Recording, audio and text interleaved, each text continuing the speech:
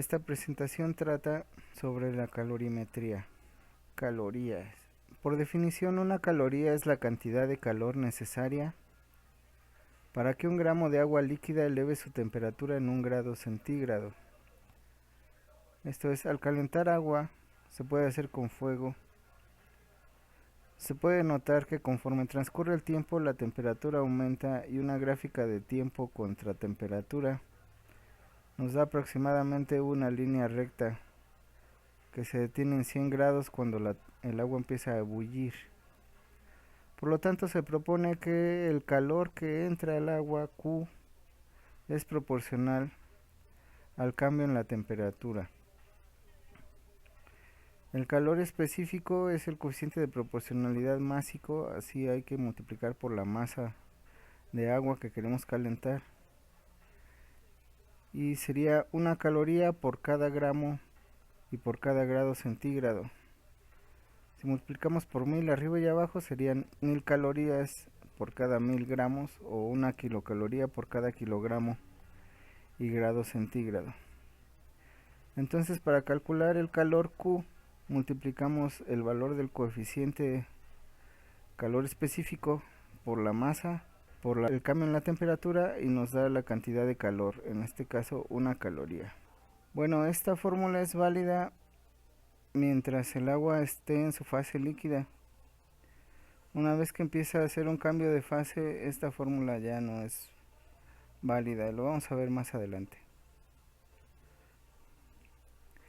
El experimento de Joule demuestra que el trabajo mecánico incrementa la temperatura del agua igual que lo haría el calor. Por eso la unidad del Sistema Internacional de Energía se llama el Joule. Un Joule equivale a 1 newton por 1 metro. El experimento de Joule consta de un mecanismo de paletas dentro del agua que se hace girar mediante un cordoncito atado a una pesa. La pesa se deja caer y el trabajo sobre la pesa es el de la gravedad mg por h, de tal manera que la energía que mueve el mecanismo está bien estimada. Esta es la energía potencial que pierde la pesa por caer a la altura h. El mecanismo hace que las paletas transfieran esa energía al agua como energía cinética.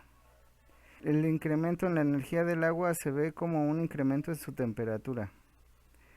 El resultado del Joule es que 4180 joules es igual a 1000 calorías. Pero calcular el contenido calórico exacto de los alimentos es más difícil. Sin embargo, se usa el mismo sistema para darse una idea burda de la cantidad de energía que el alimento puede dejar en tu cuerpo. Se coloca el alimento dentro de una cámara en donde se quema y este transfiere el calor al agua que aumenta su temperatura. Este dispositivo se llama calorímetro. También se puede usar para medir la cantidad de calor durante una reacción química. Aunque la caloría como medida científica no está en disputa, dos alimentos con valores caloríficos idénticos pueden digerirse de formas totalmente diferentes.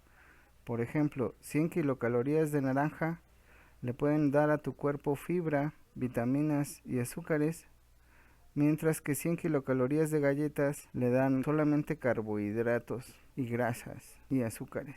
Aquí podemos ver otro ejemplo, una comida chatarra te puede dar 1800 calorías y dejarte desnutrido, mientras que una comida bien balanceada con las mismas 1800 calorías puede darle a tu cuerpo las vitaminas y proteínas que necesita para reconstruirse y funcionar.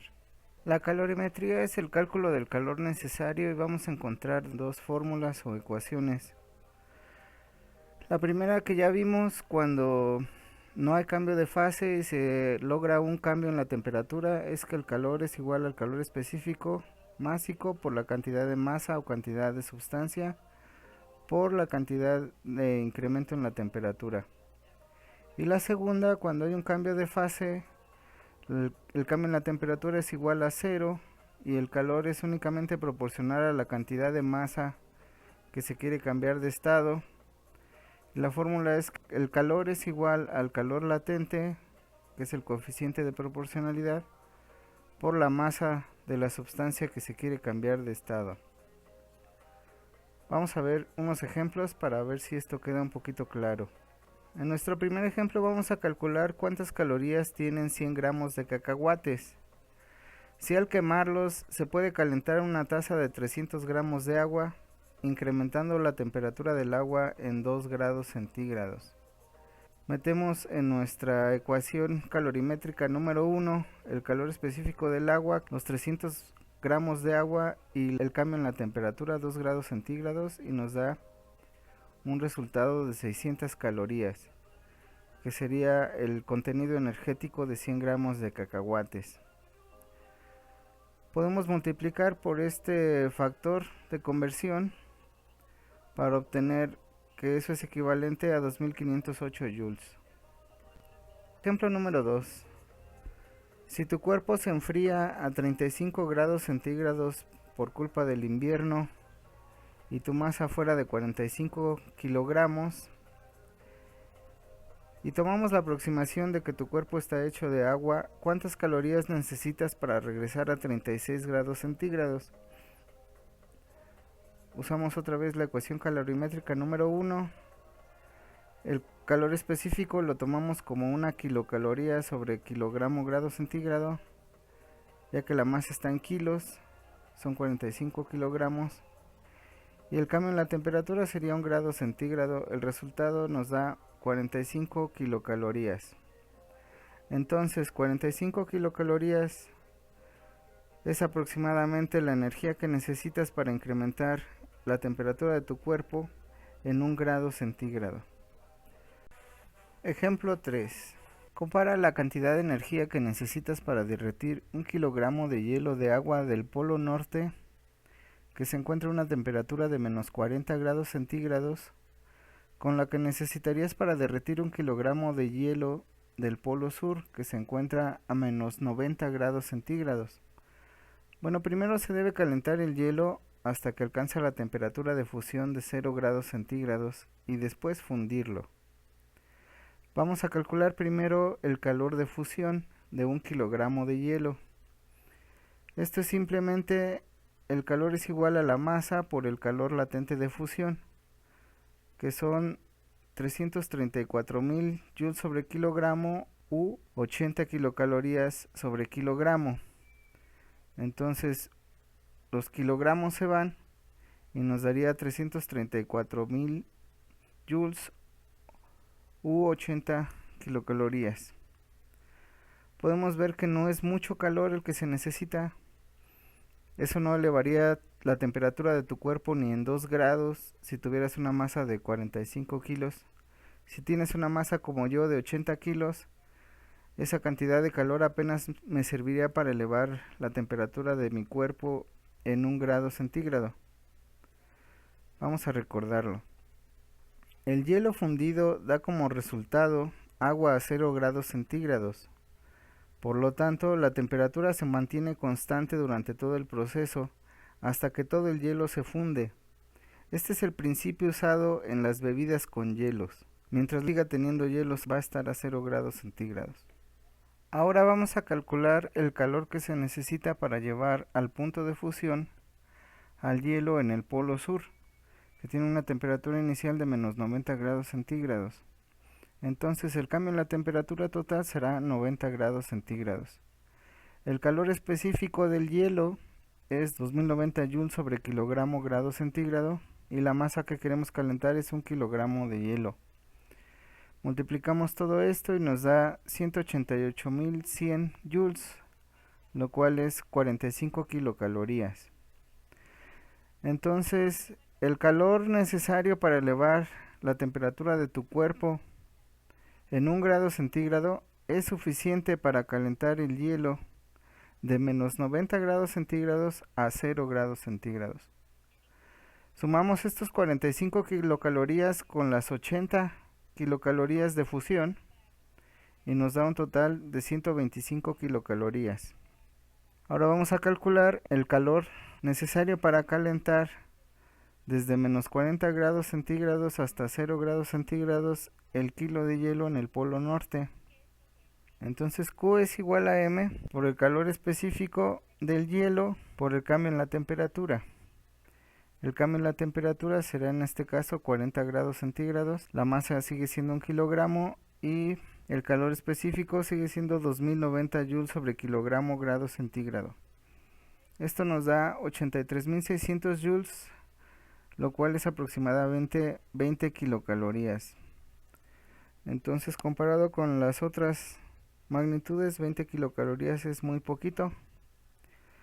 Sumamos 20 kilocalorías que usamos para calentar el hielo con las 80 kilocalorías que necesitamos para fundirlo, nos da un total de 100 kilocalorías, lo cual serviría para aumentar la temperatura de un ser humano de 45 kilos de masa en poquito más de 2 grados centígrados. ¿Por qué el polo norte está a menos 40 grados centígrados y el polo sur está a menos 90 grados centígrados? La diferencia se puede deber a que ya queda muy poquito polo norte y el hoyo en la capa de ozono. Recordemos que la mayoría de los países industrializados se encuentran más hacia el polo norte.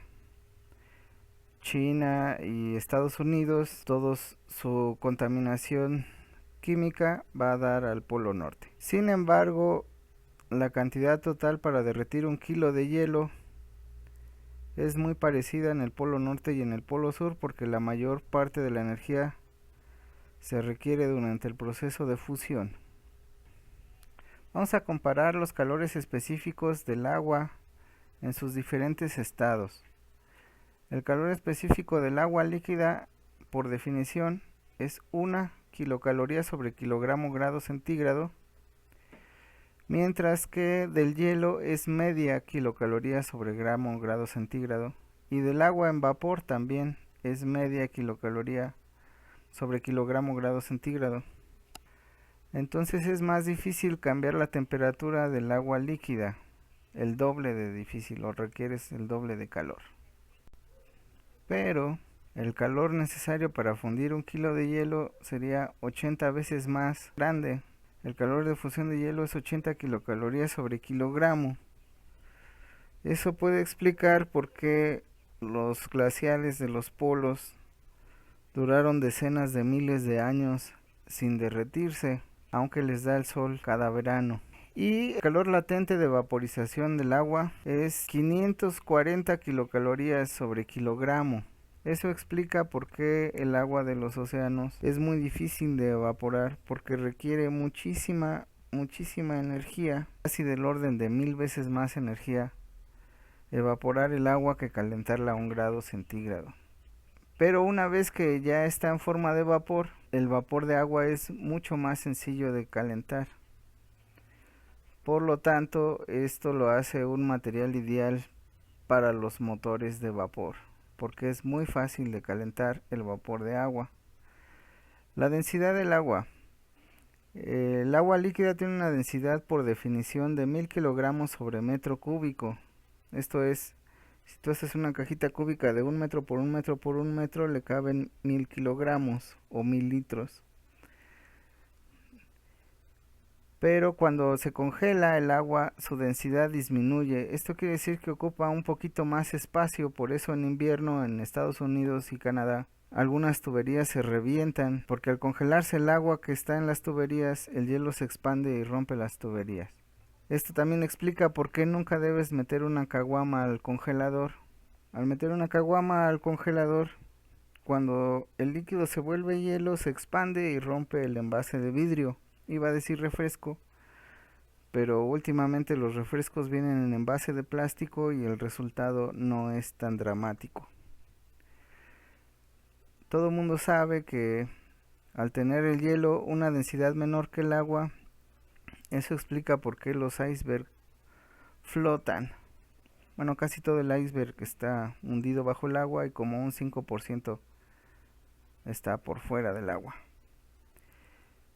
Sin embargo, cuando el agua pasa del líquido a vapor de agua, su densidad cae como 10.000 veces, o su volumen aumenta como 2000 veces. Esto es, cuando una gotita de agua pasa del estado líquido al estado gaseoso, prácticamente explota. lo cual lo hace un componente ideal para los pistones en las máquinas de vapor de agua.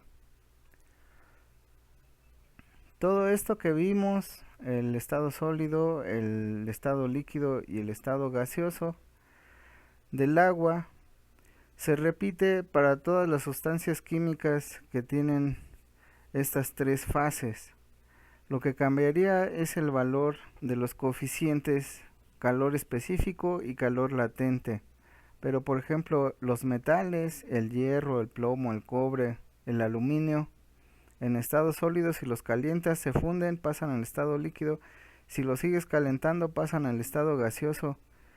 Es exactamente el mismo proceso, pero el valor de los coeficientes cambia. Aquí podemos ver que además de eso, el valor de los coeficientes va a depender de la presión a la que se encuentre el experimento. Todos los valores que hemos visto aquí están sobre esta raya roja, es decir que pasan a una presión de 1 atmósfera. Pero si nos vamos a una presión más baja, la temperatura de ebullición también será más baja. Y si nos vamos a una presión más alta, la temperatura de ebullición o el cambio de agua a vapor también será más alto. También aquí en la parte de hielo al agua, si nos vamos a una presión mayor, podríamos tener agua líquida a menores temperaturas, y si nos vamos a una presión menor, podríamos tener hielo a mayores temperaturas del cero. Aquí tenemos dos ejemplos de lo que les estoy tratando de platicar en la vida real. Para hacer leche en polvo, pues no puedes poner la leche en una olla y calentarla hasta que se evapore toda el agua a presión atmosférica, porque se te quema la leche y el agua que se va se lleva los nutrientes de la leche. Lo que se hace en la vida real es meter la leche a una cámara de vacío o de baja presión. De esta manera la temperatura de ebullición de la leche es mucho menor que 100 grados centígrados y el agua de la leche se evapora, dejando en paz a la leche en polvo. Un ejemplo contrario es si logras aumentar la presión, la temperatura de ebullición aumentará a más de 100 grados centígrados. Es lo que pasa en las ollas express. Se incrementa la presión con la tapa y el agua puede continuar líquida a temperaturas de 130 grados centígrados, y por eso la carne y los frijoles se cocen más rápido. Nota cultural final. Hay más estados de la materia, pero estos tres, sólido, líquido y gaseoso, respetan la composición de la sustancia, ya sea una sustancia molecular como el agua, o sea una sustancia atómica como el helio o el nitrógeno. Pueden estar en estado sólido, líquido y gaseoso, y los átomos o las moléculas que los componen siguen neutros, o sea tienen tanta cantidad de protones como de electrones, y la molécula no necesariamente se disocia como en el caso del agua. Pero si sigues calentando un gas como el agua, los átomos de la molécula se separan en hidrógeno y oxígeno, y los electrones de los átomos se separan entre sí, y tienes núcleos atómicos con carga positiva y electrones con carga negativa volando por ahí. Eso es un estado de la materia que se llama plasma. Y hay otros estados exóticos de la materia, como son el condensado de Bose-Einstein y el fluido de Fermi. El fluido de Fermi se usa ya que se produce una correlación entre los electrones que se encuentran en distintos niveles de energía, produciendo el estado superfluido, que es superconductor y que nos da el efecto de la levitación magnética. El condensado de Bose-Einstein es para bosones, partículas de interacción, fotones, partículas sin masa, que son puramente ondas, y hace que se vuelvan una onda coherente encimada, produciendo fotones acoplados, y se espera que su uso sea de gran utilidad para la computación cuántica. Aquí tenemos una foto donde se logró un condensado de Bose-Einstein. Se logra gradualmente poniendo en fase cada vez más fotones hasta que tienes un montón de fotones en el mismo estado cuántico. Y ya.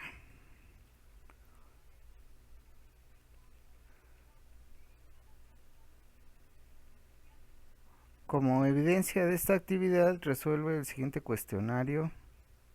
Si tienes alguna duda, coméntalo con tus compañeros o tu profesor. Espero que puedas resolver todo bien. Saludos.